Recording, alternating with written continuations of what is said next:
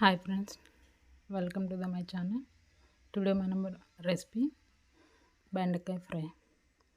ఒకసారి ఈ విధంగా ట్రై చేయండి.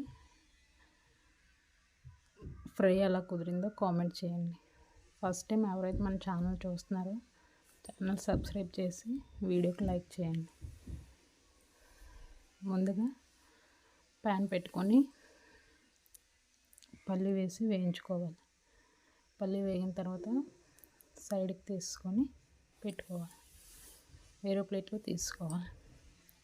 పల్లి తీసుకున్నాను నేను వేగిపోయి. అదేవిధంగా ఒక స్పూన్ జీలకర్ర,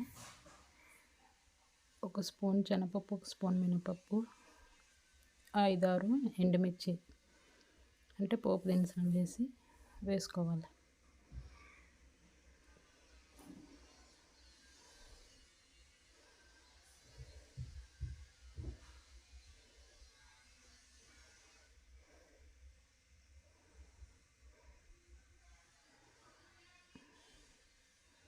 చూసారు కదా, మన పోపు దినుసులు వేగాక కట్ చేసిన 2 ఉల్లిపాయలను వేసుకోవాలి. ఉల్లిపాయ కొంచెం వేగాక ముందుగా కడిగి కట్ చేసి పెట్టుకున్న బెండకాయ ముక్కలను వేసుకోవాలి. బెండకాయలు మొత్తం వేసేసుకున్న తర్వాత మన పోపు అంతా పట్టేలా కలుపుకోవాలి. చూసారు కదా, మొత్తం అంతా ఆ విధంగా కలిపేసుకోవాలి. అదేవిధంగా బెండకాయలు కొంచెం మగ్గడం కోసం సాల్ట్ వేసుకుంటున్నాను. సాల్ట్ వేసుకోవాలి. సాల్ట్ మొత్తం కలిపేలా కలుపుకోవాలి. కలిసిపోయేలా కలుపుకోవాలి.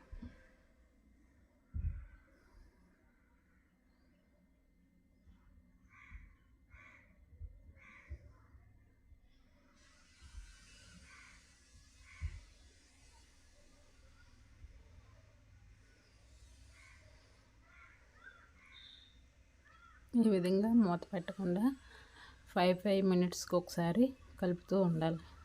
ముక్కలు కొంచెం వేగాక సరిపడినంత కారం,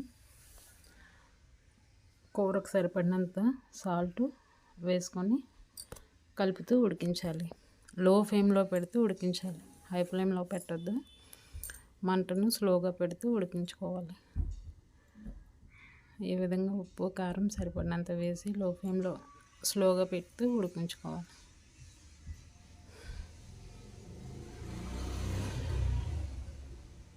మధ్య మధ్యలో కలుపుతూ ఉడికించుకోవాలి.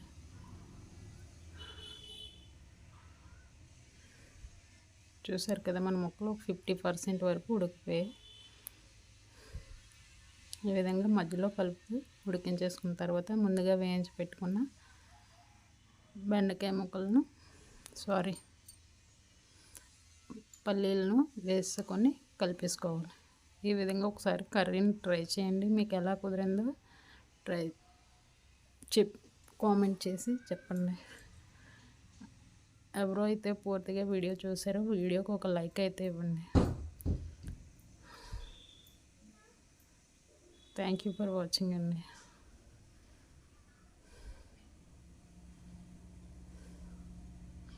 ఈ విధంగా ట్రై చేయండి. బెండకాయ ఫ్రై వద్దన్న వాళ్ళు కూడా తింటారు. చాలా వరకు నచ్చుతుంది అందరికీ.